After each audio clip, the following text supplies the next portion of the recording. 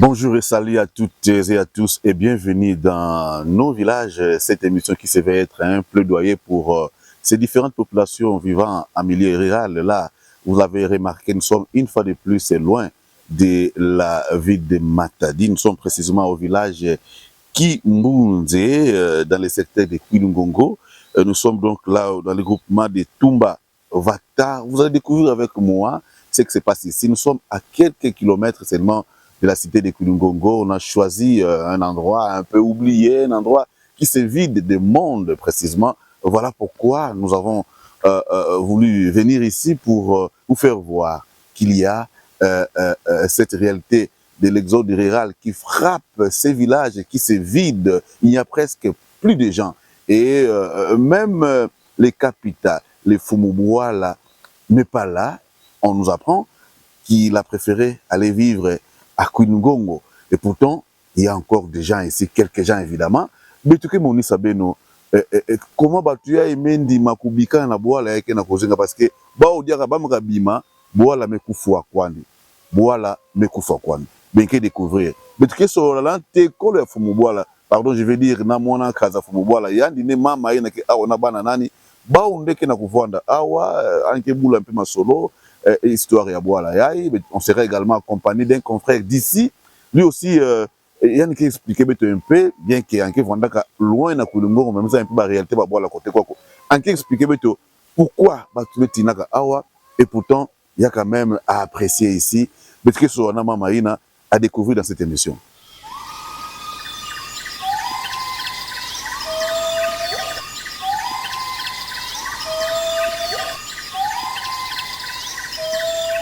Mais que na maman Zodi qui angebene inakele mwana kazi ya chef ya village parce que il n'est plus avec bao na katabola yai mama Zodi Mbotenge betuki na boala ki bunze na kata groupement ya Tumba Vata na secteur ya Kilungongo ngi tubla beto un peu ki kula boala yai kele nini ifaso boala yai bandilaka boala yai ya tama boala yai ifaso Vata di dan tama di vata da kala dan nene di tamone katala yekuna kuna dia kazunjoza kala kuona kyote ben antu au vata boba tunga zinjozi na bamana fwa anti basisa pe bantu ba ubeni anti tala kaka kaba kuna zodi kwa kuna kadi mavata kijene za wao nkika kazizolele kuna kadi kaka muvio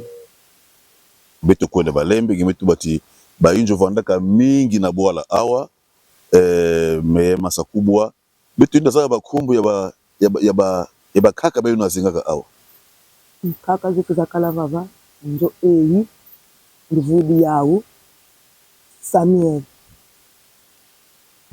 noko Samuel eyina kunanga noko Viki ale muvata dina kuna litamonika kuna ndo akala kuna kazi jolos donc beto vava luvila lumosi akala me akala vumu litatu ale kunanga lukida tete dakala kuna nkaka tungu Manuel bafwa kwa ubana baronto bangana fwa ne yani duki dina dadila vava mwana nkazi mtungu kuna yani bavingi sadu ne akala kwa ni vava betina benu vandaka ba mabuta tatu awa ba mabuta tatu nimezimba na koni kaka pina bela kwa ni bantu basisa netikika yeto vaveva belo kika yeto vava mono kaka ya salame koko kuilu bena kwako do ale bana dia kunanga bana nkazi pe bena kwa no bana makento bana sonto kwa me wagana makala fete tunga kuna ina kwako e kuna pe biaka vata dina ana makala ina kwako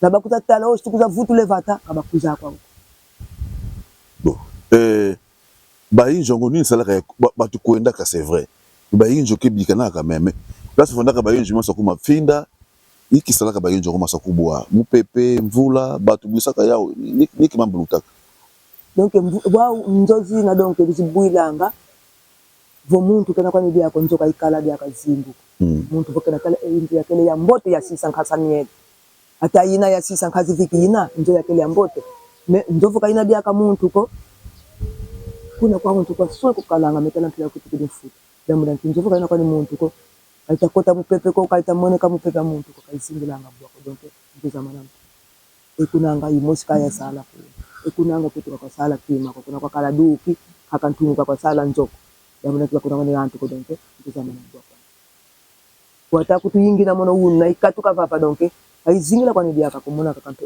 ibudi kwa de mupepe muntu vananga nani muntu boss ngesa mungena kutisama ingena kutina awave amuru ya bwala ou bien mono kibeni kutumba yake le yakala dafua mbwene kantuka muvanda kuna kulu vata de to vava da mo okay yayiza mpe vava wana noko nduna wakini ko yamona ke no noko nduna anga wana ndu wafwa ne noko moshakala vava nkazi sanani lutondo kazi viki mono wakina vonoko ame unavana vata mama fuid bote ninavwana muna ndoye ikele ngudi yami noko wakina vona vana ale noko moshida katukili kungungu wizi ne kala kakaza kungwana mbuta kwani noko fuidi ale ngudi enkentu wakala yani bezi kumbaka kwa bana ale unatoka inda ya kankentu ya kwanda fufa kwani kinzelani.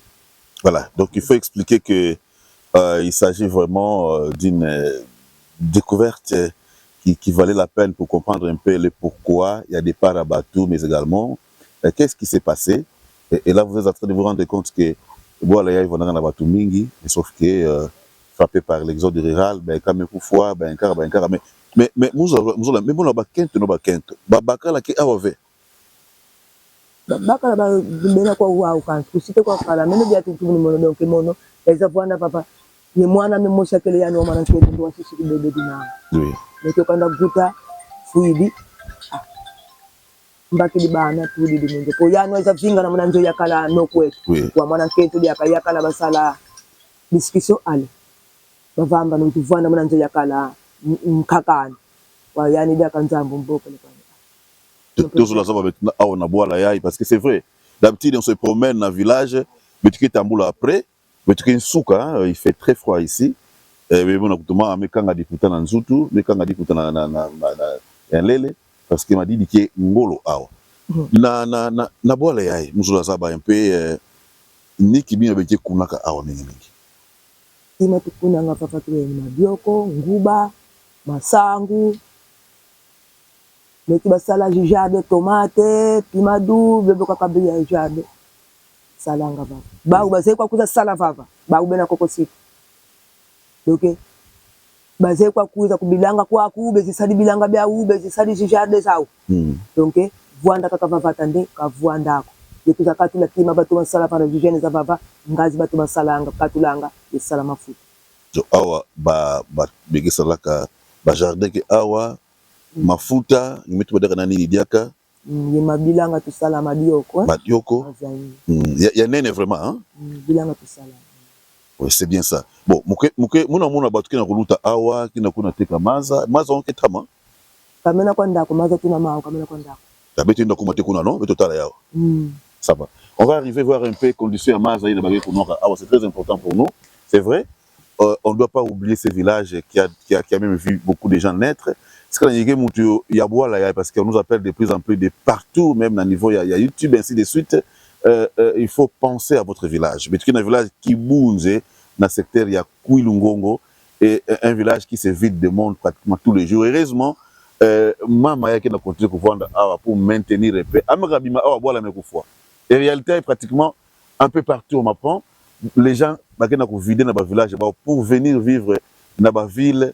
Alors que ville peut qui salva l'umba quoi neve le cas ya awa parce que nakona mbanza ngompo nakona cité ya Kulungongo on va peut arriver voir conditions ya maza ça pratiquement parce que nakatuka trama tellement un peu mama mais tu tellement un peu mais tout un peu parce que nakutana maza ya awa bana nakatuka trama kuna au revoir ko tumba donc bake vondaka awa ve bakuza teka maza awa ça mna hiki même maza kukuna mpasi makalanga maza mpasi makalanga kuna maza nani mayinja ni baba kutatekela kukumaza maito kama juma ko donc yesivu yemvula donc maza musuru sema vai kilanga muma kutatekanga kwa kutuna yeke yemkoko dia kawa sukudila malonga gyolela kitoko kapa betu kuna tala yao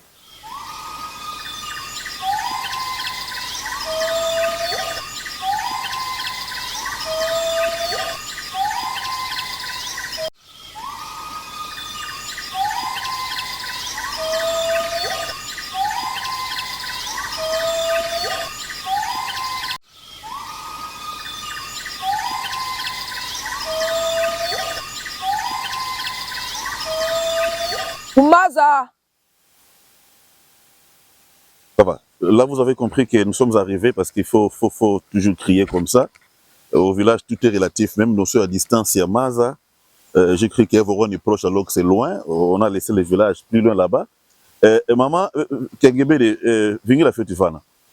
Betume Kumana Maza, ah, Betume qui t'en a dit Bakuna. Est-ce que Betume, moi qui t'ai là, ça va. Bote, Betume Souka Yaï, bon ça, Betume Souka, Mouzoula Zaba, Maza Yaï, Yatama Be ya Blumbu Yaï. Maza mantama, tuka bakulu beto maza. Kita. Tuka bakulu beto donc maza mama basi samo munantama.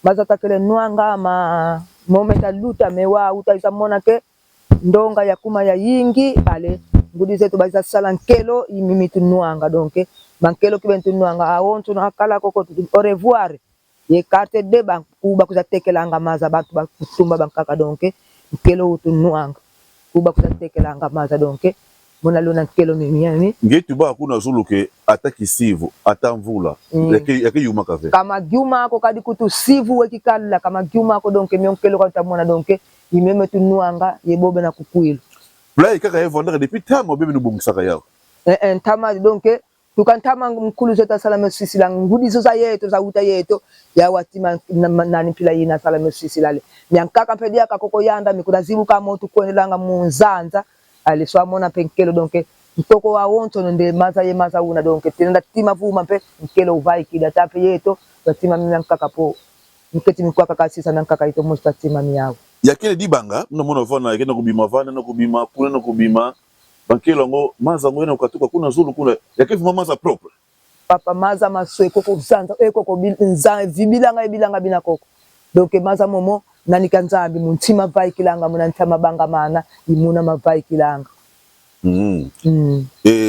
bilele bake sukula kaka awa il faut organisation ke yakele mutidu organisation donc vava gyola katu gyo nani malo maza katu tekanga ye malonga tu sukudilanga menlele katu sukudila vako nlele kuna yanda beto ko malembe matumba bakusa diaka bien fait parce que yakene trop maza yayi donc batu makuza teka baye konda katolo bidon vana ubi baye kunwa kaka yake awa nkatu katunuanga mama ko mama longa katu sukudilamba batunuanga mananga mama gyola kaka ye malonga tusukudilamba donc yakunwa ina kina bima na matiti na vana muna metavai kila muna imana tunuanga ye kelo una kuna yanda wana makala mana tunuanga po wao yetu na maketo tutekelanga kwako ali ana makala kuna diaka nkelo diaka tekelanga me yai kuyubila bakiyo blaka awa ana makala dia kuna gyolanga to na makento kuko gyolelanga babakala bakento awa kaka katu ana makala kuna yanda gyolelanga babakala de kuna zo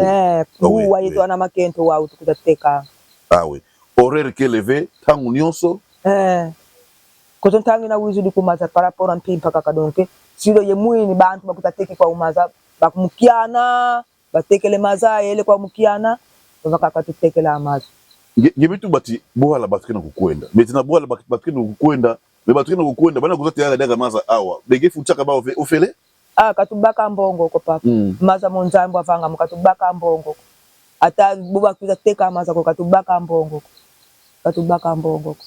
ça va betu monter malembe benime mona maza ya boala ya faso ya kele maza mosu vraiment ya nene vraiment partout tu mets tambula mais tu me mona vraiment awa maza ya ke vraiment na étendu mosu vaste ba ménager ke ba o ya ove ya ke le plat kaka ba sadla ka yao bipla non donc ba benu bongusaka benu ya ove plat kaka ke vodla ka yao mosu bwana makaya kaka mabebele ko matolo tuzetula me matolo kukula ale una kunanga watunga diaka mvula ke yanoka wakukula ale takuma kakatula makaya kwani katutulanga komisa muvaika kwani kakamene bengesa ba inti ya mbaka kibaba matita ikita na kati ono bengeka utaka yao komba tukombola kuda mda kino kapuza kwani bantu banana ke kombola ka yao na bola bala bakala kele banana ke mono mosi kula sala kina salu ye bantu bankaka bobobe na vo banane sesa kina komba tukuizanga sesa keto kina kwako donc tufete kuza kombola saude to da maza dambu da pe antalu ya lu dia katala kuiza mo maza donc bana tutudi la moso betu mote malembe. Là, vous avez remarqué, je suis accompagné également, il y a mon moto Natagamoun parce qu'il doit m'attendre. Parce que amaka vutuka boya vutuka na cité que vendre Diakave, quand on vient ici, il faut prendre toutes les précautions possibles parce que le village est de moins en moins fréquenté. Peut-être ça, mon membre Mazakaka, c'est l'eau qui fait encore connaître ces villages grâce à source de mon avant. Il y a un dernier instant que Bouala Yaï, Yakuza Vanda quand même fréquenté. Mais tu peux continuer. Il y a qui les bilanga beno. Bilanga, tu connais toi la kuna beno, car même on a ba fin d'avant nene ke na kati kwako. Est-ce que ba agronome ke kotoka ni kwako parce que tu sais ba area area maladi ke kotoka na ba finda, est-ce que ba ikuisaka? Agronome base kuza tela neti bima bi bui sulu base kuza surveiller ke o manga ou bui sulu nti donc ba agronome base kuza surveiller. Alors mais tu faut tout membre bilanga après. Mais tu oublies un peu membre banzi la kwako. Mais mona pon mons na toi la vana. Pon ina nani mesala yao? Poki na tata Jacques wa tusadila kiao. Papa Jacques nani? Papa Jacques Lungwana. Ah, Papa Jacques Lungwana. Yani salaka pon yai. E yamekonda ti wapi? Bana kwa nikaka kasila yenkelo kwa tusadisila menkelo wau wakukula mumvula. Non, muso tu ba play. Pon yai yakisana ukwenda ba yinjo kideka kuna nakati kuna. Mavata mena kokombe pa. Oh là là. Mais muna kanta finda keka kuna donc pon yai yamekonda babola ningi kuna tangazo babola kuna kati kwa. Bo neti katu kidi kimbunze wele kimbenza. Ale katu kidi kimbenza wele kinimi. Katu kidi kinimi ale wele kuna secteur mbuka secteur. Ah. Mbuka secteur donc o kubifrikaso ya kubifrikaso kwenda kuna prince ndila malu yinto kwa ndiaba kuendela nga ndila malu. Ah donc pon yai mfunu yekele. Ah oui. Donc ngemetu batibeno awa batukena kumanisa. Mene mandimba beno kuna batukene babola kuna. Kuna dia kavata dia kalina kuna mavata. Me kuna batukele. Kuna dia kanzozole kwani zina kuna. Ntozole kwani zina kuna kimbenza. Ça va. Betu ke futuka kuna solo kuna. Betu tala un peu membre de la bilanga, ngetu bulu un peu ma solo. Ya biye benje kuna ka awa long ya large.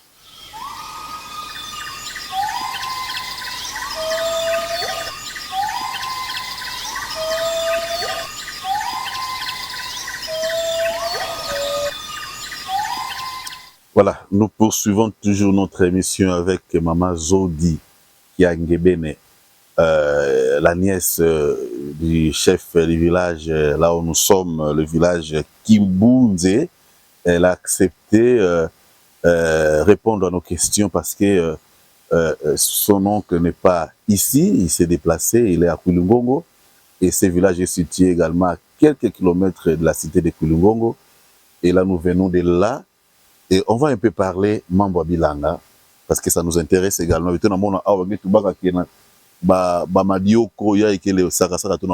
Plus loin, ite bangazi kuna betumeka tu na ndimba kuna ndimba ke mingi au fait. Musa saba un peu boala batume manisa. Dengede ka mingi vena boala. Me banake saka Bilanga ye. Bantu wani boba yeto dia ka bavudi kwa nivata. Ale ba bakuza sala Bilanga batuka nga kuna kuyi. Bakuza sala Bilanga kuko. Donc batuka ya dikanda. Bantu ba famille. Ba mekuenda mekasi Bilanga bana kuza sala. Bakana bakuza sala. Bon maintenant est-ce que beke pesa ka fait toto na batu ça mutu zo sala Bilanga kwa il faut que sala na ka mutu aboa munina kile mutu abola awe. Neti muntu nduna kena wa vata didiko. Uzilomba Bilanga zidwa tubakanga. Ifaso badwa ifaso. Wizi di muntu ka Bilanga mvuidi mfunu Louisa ne o bia 20 vous appelez oui oui tout bangé o Bilanga mvuidi mfunu bakidi zidwazani vene ale sadi di Bilanga vo bikolele katudi nani kani ale vutuli vo vutula ka vutula oui vo vutula ka vutula vutuli Bilanga vo ka vutula ko ale Bilanga bia ku bivutukidi vo muntu dia ka mwene vo nge mosi pezole sala sadi di kwako beto kono male me kuza ame pesa ba droit yakifanaka mbongo makazu nini mbongo amepesa combien mbongo ça dépend kaka donc bankaka ba 30 000 bankaka 20 kozo ntaluka ka ina Louisa nene yina ka festivana 20 000 na 30 000 sabu na hectare monso be comment hectare nkato ba hectare kwa niko donc ba 10 carreaux 15 carreaux ah oui donc quelques mètres carrés kaka mipesa na bato et neve amevuta ntoto amevuta et na bima ke kuna ina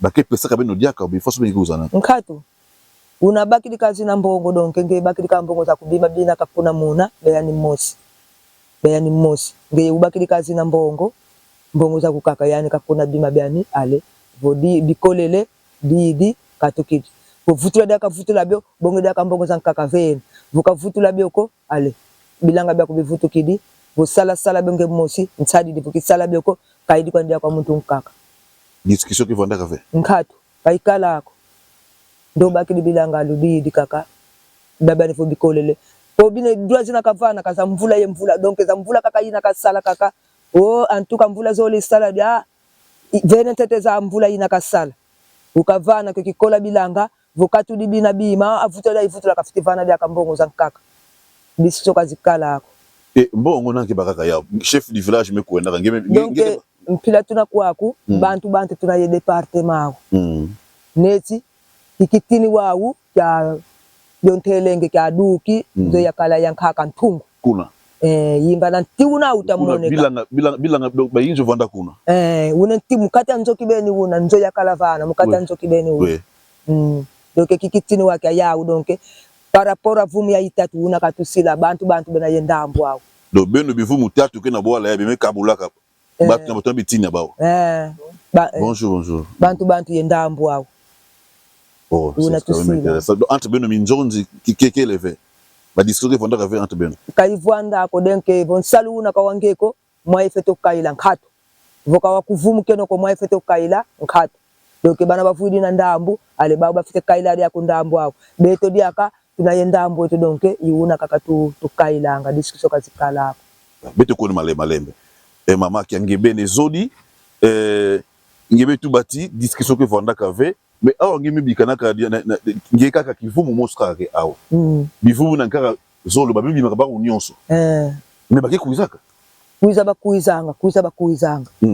kuiza bakuizanga neti yani duki dinantele davata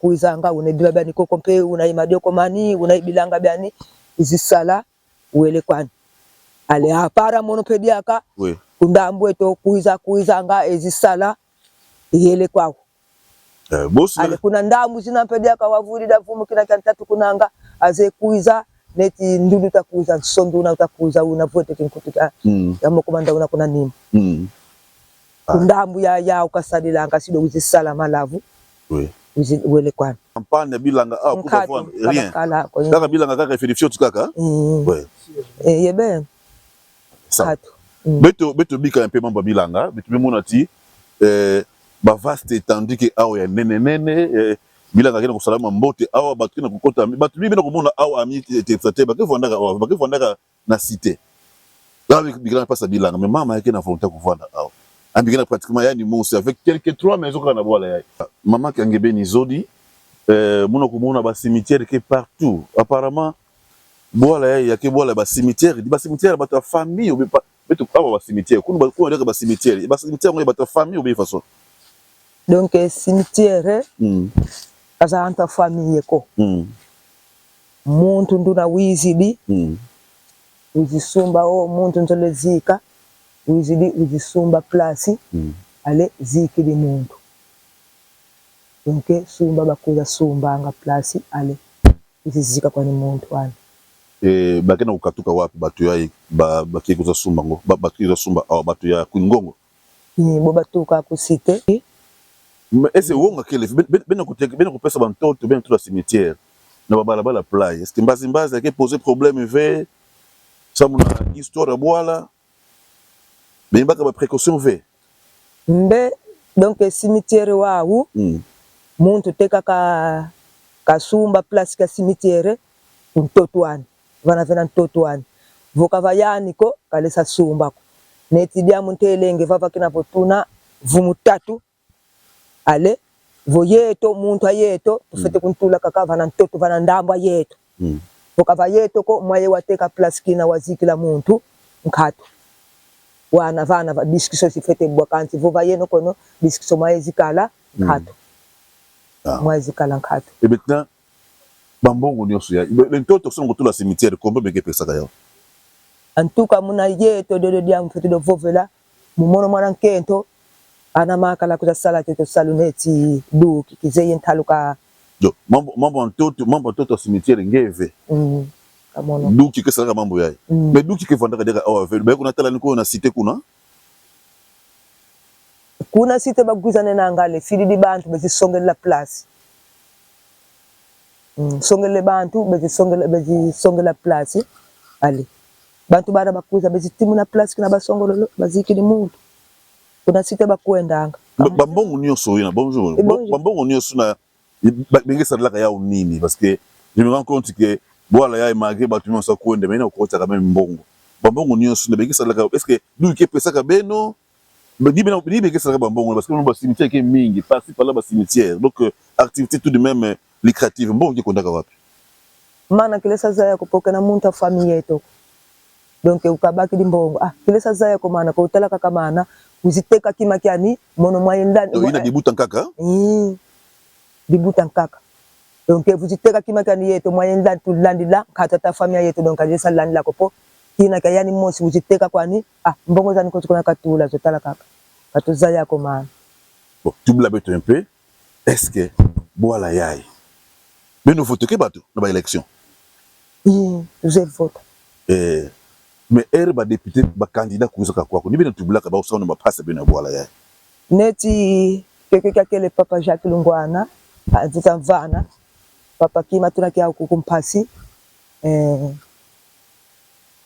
place ka mkelo utuvangila nkelo yepo keke po tutukidi muntangani pe watutungisila po yenkelo nkelo tutekela mazambe mvula ke yayiza zalu kangolo kayiza nkelo wakukula zalu bona mupepe zalu bona nini nani kamaza donc maza mayingi mvula inopele oui bavaga maza nani kayingi maza ale luta tu bange mama maza umayiza ale nkelo kukula donc imana talomba pe watuvangila mawo nkelo talomba epoki na ta bosi chef de secteur kuzoni kwa chef de secteur wana problemi bosi kakuiza kwako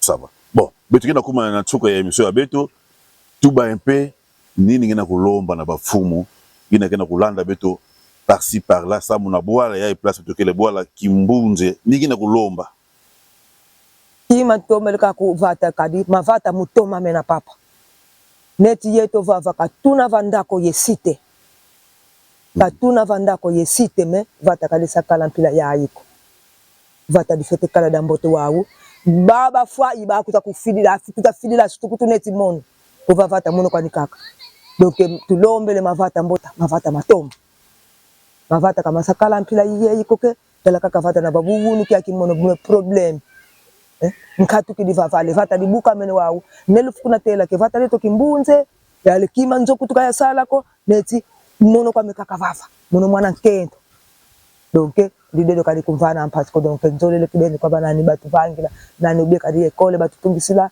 hôpital beza kututudi. Voilà, on va poursuivre l'émission, on va conclure plutôt.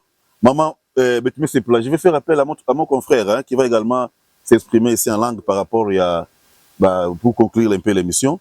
Mais tu me fous matondo, ngi vanda très sage, ngi se défendre très bien. Maman mami ngi banga ka caméra, ke banga mingi micro, mengi complexe que élevé. Mais tu peux ça un micro na panga beto ya chaîne ya radio télévision qui mvuka awa na Kulungongo. Enquête bazibula wa, parce que c'est apparemment j'ai fermé. C'est ouvert, voilà. Bon, maman qui angebene zodi qui angebene matondo mingi. Ngi vinga beto kuna, beto fide émission na yandi. Merci. Papa Paps. Pax pardon. Beto tambulo nange. Toujours na ndinga beno awa, ngetubula beto. Ngi vona na Kulungongo. Sam na yiki batu na kutina babwala. Mambo mana mena mambo mapasi libeni parce que c'est la plupart des villages environnants ya Kulungongo le cas de Mavata Maonzono. Donc une fois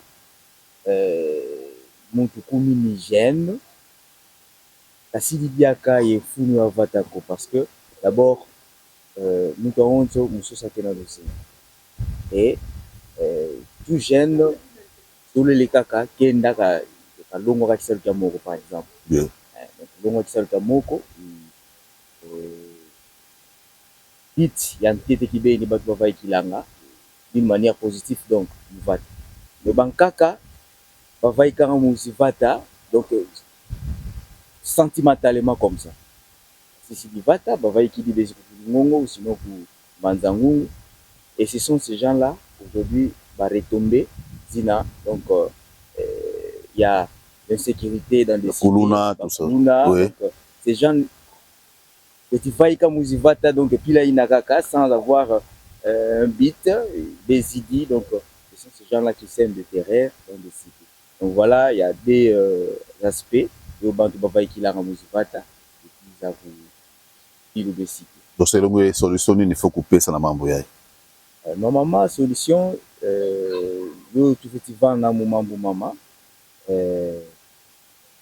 kuti kubika mavata metu oui kubika mavata metu déjà muntu vo vaikili wele tanga afutikala ye ntatu ya futuka kuvata parce que bisalu kabina kaka kovo konda sala mécanique tout ça même mpata nsengo bisalu bi kuti lomba kwa mono lomba kwa ba jeune aussi kwa ba parents baloko batangisa ba bana baou bisalu bonto agriculture par exemple pour mutu tengi agriculture una efacité à vutuka muvata kukuza sala bilanga et garder peut-être le village muke mantir na question yaye est-ce que bato bino voteke ba député kwa kuna na secteur ya Kulungongo est-ce que baki vutuka quand même bon il y a quelques-uns bavutukanga quelques-uns besikuza kwa bakuzanga bankaka kibeni en tout cas vos belle donc belle quoi mais quelques-uns basé futuka bon comprenez donc vous baka benazi plaidoyer belé isa ou mais considère plutôt résultat comme tel quasiment kibeni. Voilà, je pense que vous avez suivi. Nous lançons donc un appel pressant à tous les élus de cette contrée. Je fais allusion à tous les territoires de Mbanza-Ngungu. Il y a des élus de Mbanza-Ngungu, ils sont nombreux. Je n'aimerais pas entrer dans la polémique, mais un tel, bameki di kuzaba kwandi. Donc, bavutukaka, place bakatukaka, pour samouti, bamonaka deka bapasi, c'est comme ça, ça. Un grand merci à vous, Pax. Vous avez été notre guide ici. Tôt le matin, on s'est réveillé. Vous m'avez conduit ici. C'était quand même intéressant. Un grand merci, pourquoi pas, à JC Mvutu, les volontés. Il faut rappeler que M. Pax, il est le directeur technique de la chaîne Radio-Télévision Kimvuka, de l'honorable Pierre Kabango. Voilà, merci beaucoup à JC Mvutu, les volontaires, qui m'a réalisé. C'est toujours un plaisir de faire voir ce que les autres ne savent pas voir ailleurs. Et pourtant, il y en a qui souffrent tout de même. Et nous aimons bien le dire, il s'agit d'une émission plaidoyer. L'objectif est qu'il y ait quand même des retombées, des gérer ici des coups de fil, des gens qui m'ont suivi depuis les États-Unis, depuis, à travers YouTube, quelqu'un de Gombe Matadi m'a appelé, il a même souhaité que j'aille chez lui. On verra comment le faire. Il est vit actuellement, je pense, en Hollande ou quelque part. Depuis là, il m'a même donné son village. Au niveau de Gombe Matadi, on verra comment Kumakuna, il a quand même promis de nous aider pour y arriver et faire voir un peu comment ça ne va pas, comment ça va ou comment ça ne va pas là-bas. Voilà, on s'est fixé le prochain rendez-vous toujours sur la RTNC Congo Central. Au revoir, merci beaucoup.